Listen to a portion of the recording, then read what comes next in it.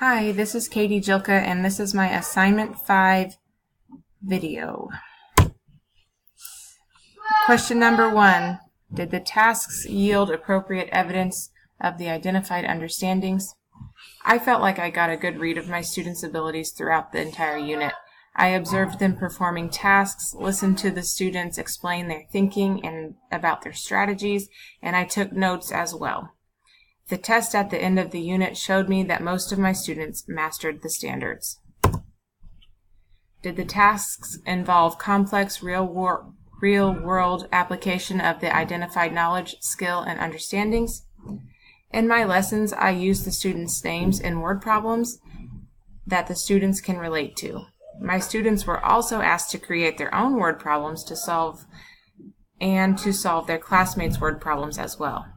I made my word problems with varying levels of complexity in order to challenge the students' problem-solving skills. Something I could have done differently to make my lesson better would have been to have my students act out the word problems in skits so they could really immerse themselves into the situations. Were a variety of appropriate assessment formats used to provide additional evidence of learning? The assessment formats I used included the final unit assessment.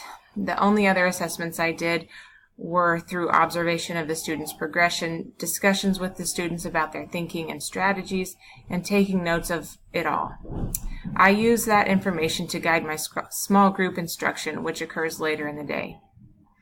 I feel that the assessments I used were appropriate and gave me proper evidence of learning. Were students given the opportunity to self-assess and reflect upon their learning and performance? Students had conversations with each other and with me every day about what was working for them and what wasn't. Discussion of strategies that work for us and strategies that we find difficult is an essential part of my math instruction. Overall, I felt my unit went very well, and with only a few things I would change for the future. Thank you.